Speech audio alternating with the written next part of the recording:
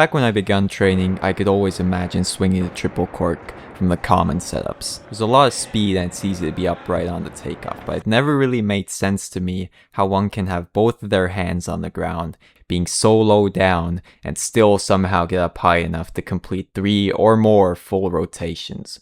Well, that's basically Masterscoot triple cork. And now that I've done it myself in this video, it still doesn't make any sense. Anyway, it all started when I was just trying some stuff to mats, and randomly I just landed it, and then I did it 4 times in a row. I had been struggling with this for a while, and I don't really know what changed, but suddenly I just had it. So day 1, I just wanted to see if I can do it again. Sometimes I land a trick and the next time I try, I can't do it for the life of me. Thankfully, I was able to get it, meaning I could actually proceed with the idea of creating this video. You might be thinking, well, you basically have the move. I mean, what more is there to really progress? Alright, wrong. Currently, I have the not real version of the trick, utilizing the bounce of the air track and the softness of the mats. It's cringe, alright. For it to count, I must convert my technique over to the spring floor, and this conversion process can apparently take way longer than expected.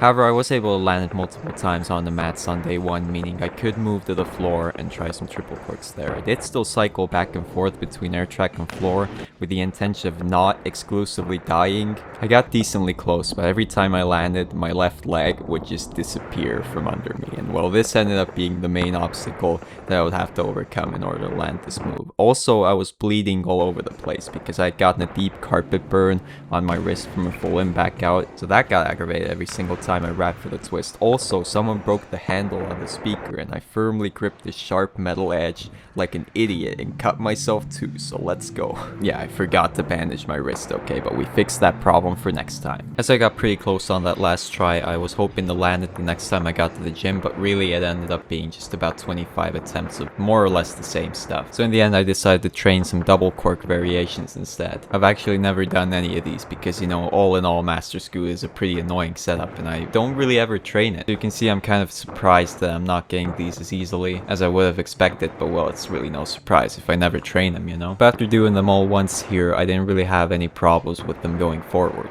Which is really good. Day 3, we're outside now. It was really warm and I spontaneously just felt like doing something, so I thought, okay, let's train Masterscoot. Interestingly enough, this session probably helped me the most because doing it on harder ground really fixed the timing for Masterscoot. You know, taking the bounce away, you really have to be conscious about not letting all of your energy sink into the ground. Just something you don't have to worry about on air track. If you push in wrong into a surface with bounce, it's still going to push back out and at least give you something. The hard ground will just let you know that you're trashed, and well, it makes a pretty convincing argument. Day 4, I'm back in the gym and I realized I'm consistently needing less attempts to land it off air track. This time I got it 2nd try, so that was pretty good. Felt like I might have potential to land it. Okay, going for 5 in a row.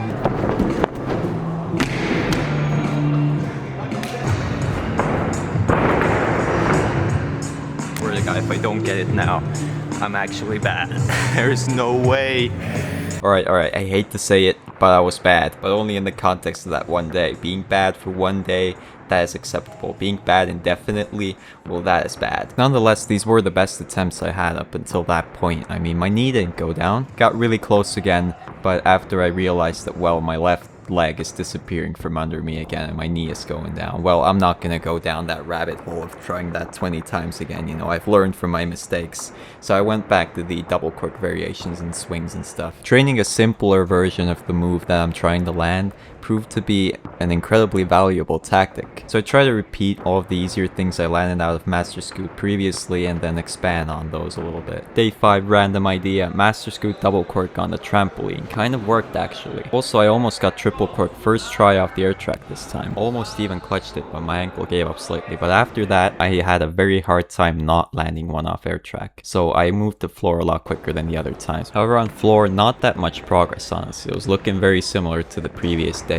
And something I see now that I didn't really see in the moment is how much quicker I'm realizing that I'm not gonna get it, and I just move on to doing other random stuff. That begins with Masterscoot. Another idea I had was to try it from a smaller run-up, so almost standing Masterscoot off air track, and I think it was a pretty solid idea. I actually really like doing this because standing tricks are just great, and overall it's just a fun way to try to get faster. At this point, this whole thing is taking way too long already, but anyway, it's day 6 and I surprisingly started the session off with some bar flips. New approach this time was that touchdown raise was feeling really good for some reason, so I just thought, hey, why don't I do a triple cork that I already can do before I go trying the Masterscoot triple cork, so that's what I decided to do. But to not make it too easy, I wanted to do standing touchdown raise triple cork. I think at this point I started to realize what was my biggest issue with not getting this move, which was not committing to the triple cork enough. Really, I just wasn't pulling backwards as hard as I needed to. That's basically it. That's what I realized when I was doing it from touchdown raise, and after I got done with the touchdown raise triple cork, I just moved right on to the Masterscoot one, and I started to actually pull back as hard as I could. At this point I started making some pretty good progress, but realistically I was still worried that this day would go just as the other days before it, where I would get really close, but at the end lose it and not be able to finalize the trick. Well, there really isn't anything else to do other than to just keep trying, and I did continue to get better and better attempts, some of them actually very close, but I could feel my energy slowly leaving my body, and it was at this attempt that I no longer went for the triple, and I thought, okay, it's over now. I just lost it. But I just thought, let's do one more, come on. And then I finally got it.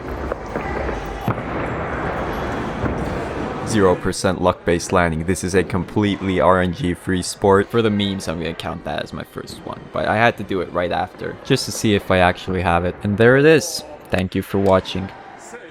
Yo, we did it.